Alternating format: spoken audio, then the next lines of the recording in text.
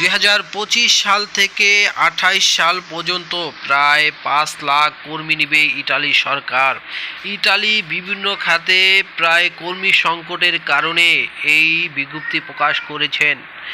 বাংলাদেশের বিভিন্ন মানুষ এবং গণমহলের ইটালি যাওয়ার জন্য অবৈধ পথ বেছে নিয়েছেন। এই জন্য বৈধভাবে ইটালিতে কাজ করার জন্য ইটালি সরকার তিনি 5 লাখ কর্মী নেবেন। এই 5 লাখ কর্মীর জন্য তারা বিভিন্ন ক্যাটাগরিতে নেবেন। এর জন্য তারা বৈধ পথভাবে ইটালিতে যায়। দেখা যায় প্রতি বছর লক্ষ লক্ষ কর্মী তারা অবৈধভাবে সাগর পাড়ি দিয়ে ইটালিতে পাড়ি জমান। এতে হাজার হাজার মানুষের প্রাণহানি ঘটে।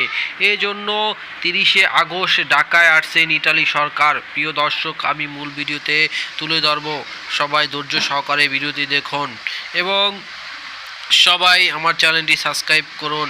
30শে আগস্ট ঢাকায় আসছেন ইটালির প্রধানমন্ত্রী। দ্বিপক্ষীয় সম্পর্ক জোরদারে 30শে আগস্ট সংক্ষিপ্ত সফরে ঢাকায় আসতেছেন ইতালির প্রধানমন্ত্রী জর্জিয়া মেলোনি। দ্বিপক্ষীয় সম্পর্ক জোরদারে আগামী 30শে আগস্টে তিনি একাধিক সূত্রে গণমাধ্যমে তথ্য নিশ্চিত করেছেন। সফরটি তবে হবে প্রথম ঢাকা আগমনে। একই সঙ্গে অন্তর্বর্তীকালীন সরকারের দায়িত্ব নেওয়া ইউরোপিয়ান কোনো দেশের সরকার প্রধান প্রথম বাংলাদেশের সফর।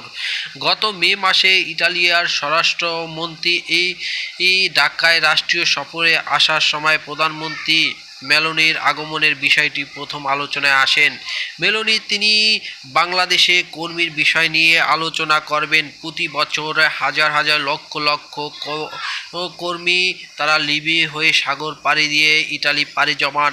এতে বিভিন্নভাবে মানুষের প্রাণে ঘটে এবং মাফিয়া বিভিন্নভাবে তারা প্রতারণার শিকার হয়েছেন। তার জন্য বৈধভাবে তাদের খাতগুলো পূরণ করার জন্য দক্ষ কর্মী নেবেন ইটালি সরকার। এই ইটালি সরকার যাতে বৈধভাবে বাংলাদেশ থেকে ইটালিতে যাওয়ার সুযোগ পায়, তার জন্য তারা এই ব্যবস্থা গ্রহণ করেছেন। প্রিয় দর্শক, আপনারা সবাই অবৈধভাবে থেকে বিরত এবং বৈধভাবে যাওয়ার চেষ্টা করবেন, সঠিক কাগজ যাচাই বাছাই করে।